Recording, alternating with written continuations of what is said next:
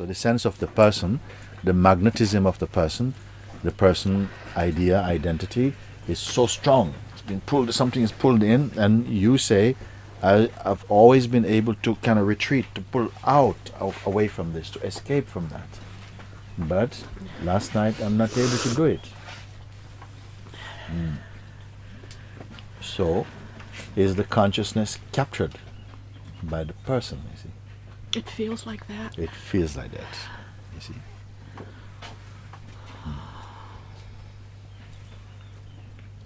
The consciousness can be without the person, but the person cannot be without the consciousness, meaning that were it not for consciousness, the person cannot appear also. Now you must judge which is the greater, no? Stay with the greater thing. But let's go back to what you say, and pulled into the noise of the person. Is it so now also? Yeah, I mean, I just keep hearing all your videos and, you know, who's experiencing the pain and all that over and over, and it's just like... No, if it just becomes just, maybe the mind is flicked on the movie, the mind is put on the YouTube for you. You know, who are you? Who is this happening to? But it's become now just a noise. Yes. It's mechanical. Yes. Usually I... Yeah. Okay. But still, there is awareness even of this. Even when you say, you know, I used to be able to pull out, and now I'm not able to come out of it. You see, there is an awareness there that is still not in it. To say this, isn't it? You see, I used to be able to come out. There used to be space. At least I could retreat from this. But now I can't retreat. So this I who can't retreat is also seen or not. This is a significant thing. Yeah? Because if you feel, you know, like I'm so swallowed up, I can't get out, and you're sort of, something is panic. Oh, you know, what can I do? I used to be able to come back, but now I'm so in. So who is speaking? Is it the self that is saying this? There's Then a little bit of space. Yeah, you have to define now. What is your position?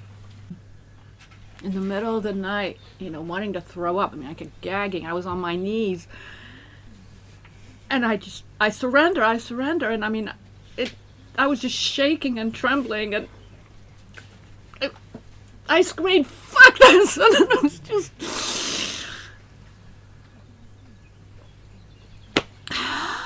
Lucky you. Because what happened, you know, you say like this, you're there and this thing is burning and so, and you know, I surrender, but maybe your surrender is only as a painkiller. Sometimes we're only inquiring as a painkiller, you know. Yeah, there's nothing here, there's nothing, no. You see, there's a pain, you know, but you have to use the inquiry to actually see also what you are not. That even there, even in the most powerful turbulence, that it is still a sensation, is still phenomenal.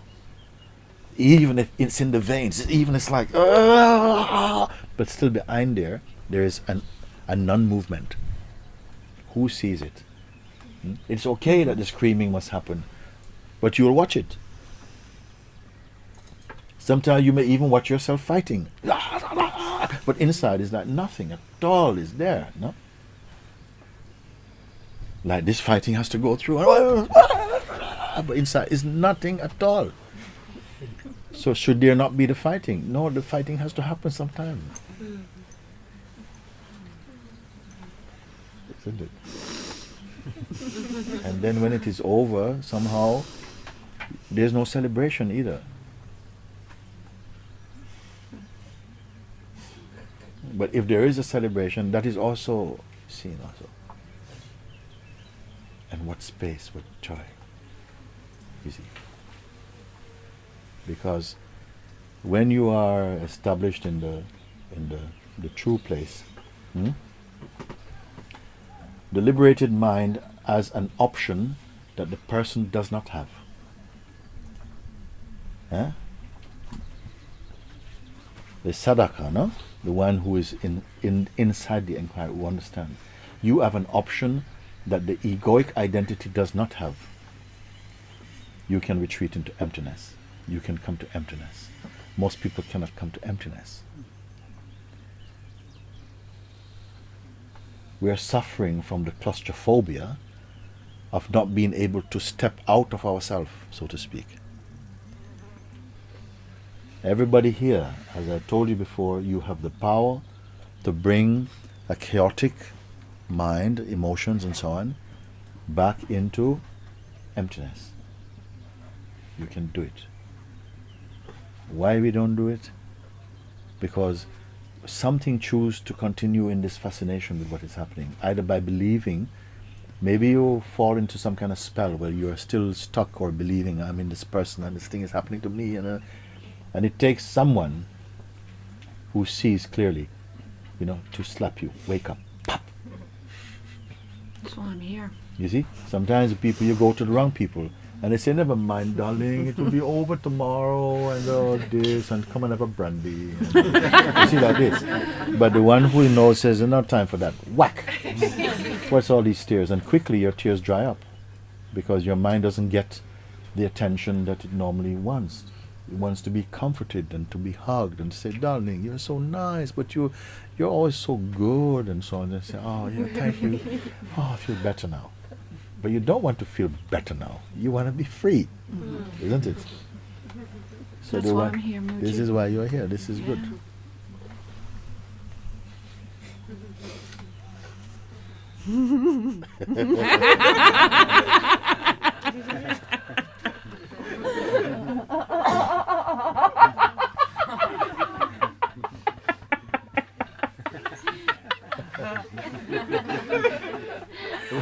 This is what happens, is it?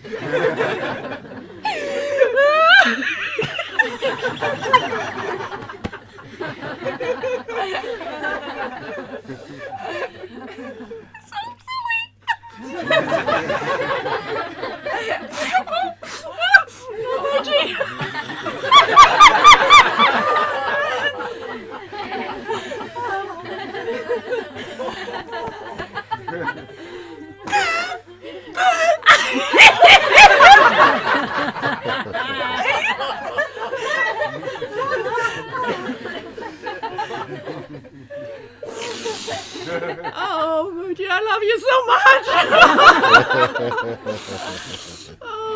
It's all about love, actually.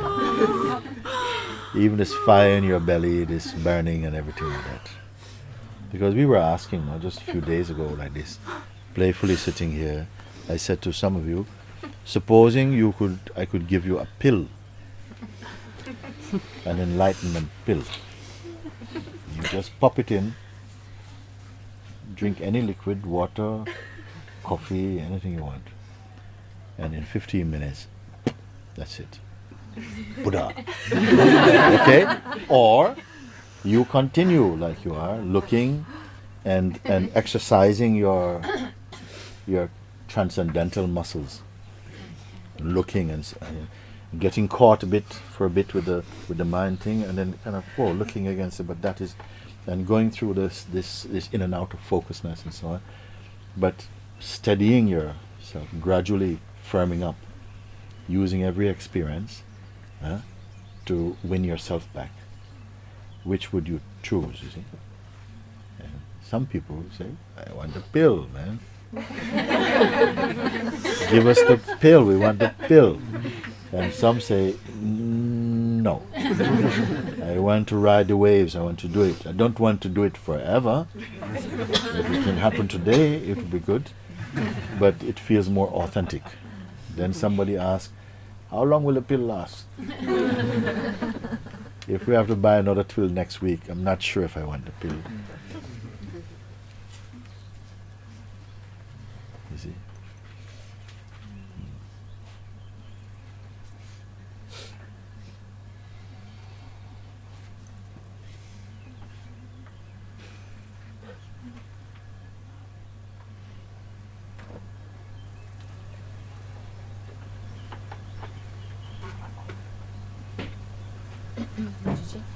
In all this, I feel that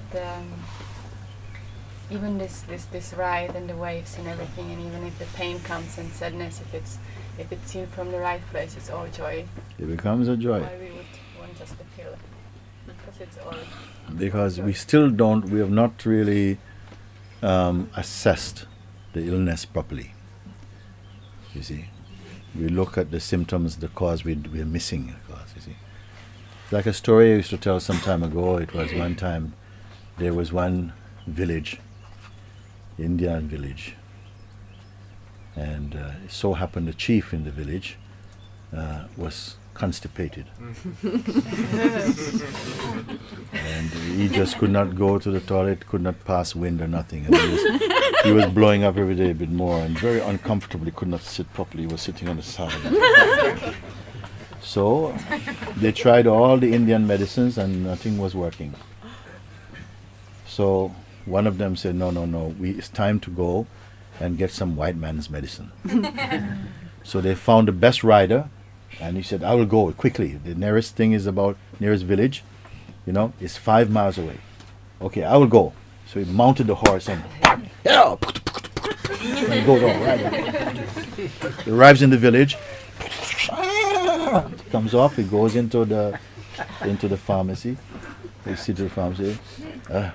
Hello. He says, what can I do for you?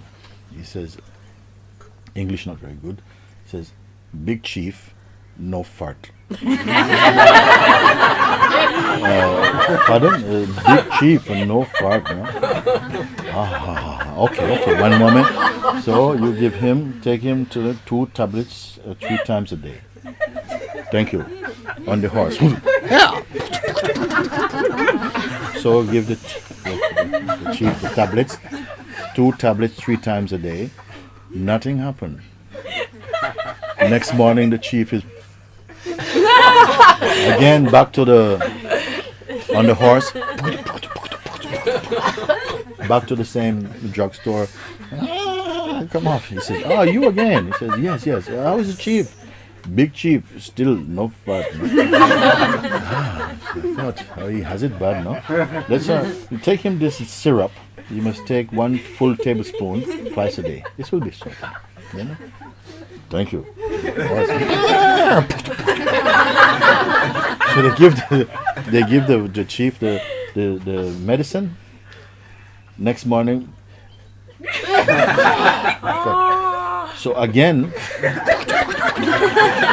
he goes back and he goes into the pharmacy, and the pharmacist says, you are here again. He says, big chief, still no fart. So one shaman was inside the shop, and then he walked outside. So when the guy came out with with another medicine, he says, I tell you, just take this powder, put your finger like this, touch the powder, put it in the chief's mouth to take care of everything. Thank you. On the horse. Big chief, no fart. When he gets back to the village, he gave on the tongue. Then, 10 minutes later, back in the town, he sees a shaman on the way. He says, everything okay? Yeah, big chief, no fart? He said, no, big fart, no chief.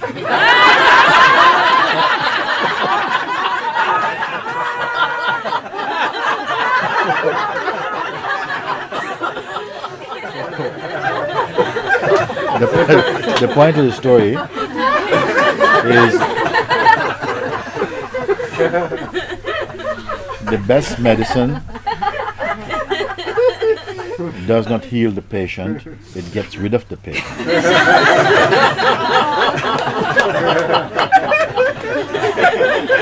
We have to find out who is this patient.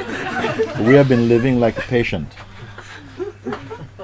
and not very patient people. And now satsang come to remove the one who is lost, who is divided, who is, you see?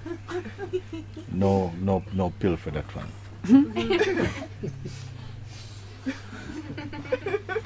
You see, we want to be cured, we want to be healed, we want to be shown and to be all of these things. But the one who really knows you are there before even any condition comes. That you are even beyond health. You're perfect, you see. And this is the final understanding, but most people don't want it. They want still the drugstore fixture, you see. They still want 2 tablespoons of this, 3 tablets of this. So even that in the story of life, that is also as its part to play, that we will grow and mature. But in a way we mature only to a stage where you're really ready to see what has never left you. Not to create. You cannot create that. You cannot perfect yourself until you perfect yourself into that. Is to see that one itself has always been perfect and it's always been yourself. It's almost like every layer of your expression, you are there also, but not completely. It's all a limitation. And if something is moving back from the belief, I am the body, comes, okay, now I am the body mind, and then I am the observer of the body mind, and then that which even observes the I amness itself, even the presence itself, the most holy state, even that also becomes phenomenal to that one. That is the stages, you can call it like that, into ultimate seeing. In a sense, actually, what are we here to do? Is to get cured. Cured of a belief, a misconception.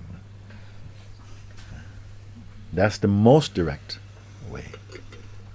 And that cure can be in an instant also. It can be. But also it can be gradual, a series of instances of seeing, you see?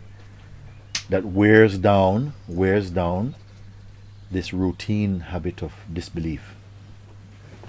That brings us into the position of being always relating personally, you see? So that curing happens, because like a reflex, something keeps going back to the past, going back to the identity, relating from and as identity, personal identity. So this is why, in fact, we're here, no? Because you can, in a short time, be so immersed in the energy field of satsang, where the air is breathing this, the air, the vibe around you, is all just reminding you, working inside. When I hear somebody had a really terrible night, and I feel happy actually, so you're not in the world normally. When somebody's falling apart, people envy you here. Oh my God, it's your turn. I've been waiting for good falling apart. Doesn't happen. Maybe not everybody's going to be like that, but you have an understanding that something is being processed out, it's being burped out. You say as well, you're feeling some nausea, you wanted to vomit. These are all the kind of signs. The birth pains. You are giving birth to yourself. And it has to evict out, push out all that is untrue. You see? But don't be measuring, don't be fingering the vomit. Yeah? You don't have to do that. Don't be picking out the carrots and the peas. Okay? You just be... Very good, darling. How are you feeling? I'm feeling very well, thank you. Somebody slapping your back. Yeah, have another one. It's good. And you are going to... Yeah, just fine.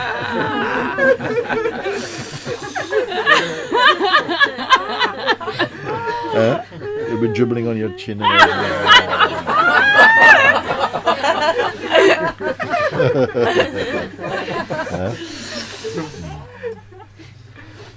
Very good. Okay. We're good? Yeah. Thank you.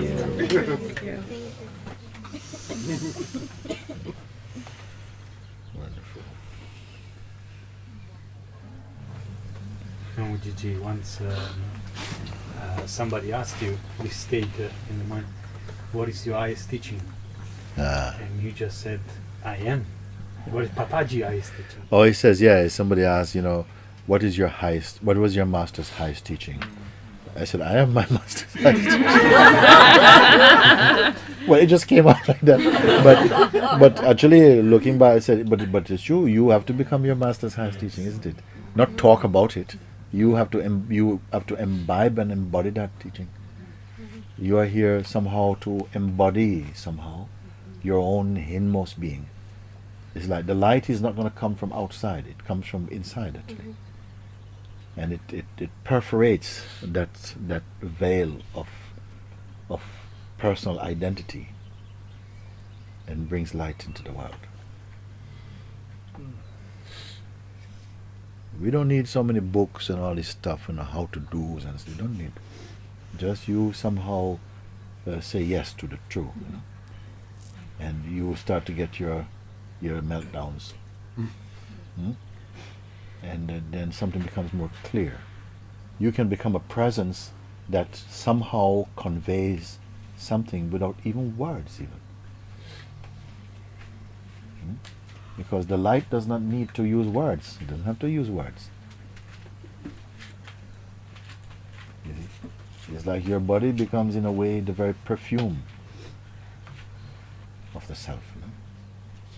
And we forget that we are so much energetic beings and so intuitive because we have so heavily depended on language, on oral and verbal language, you see.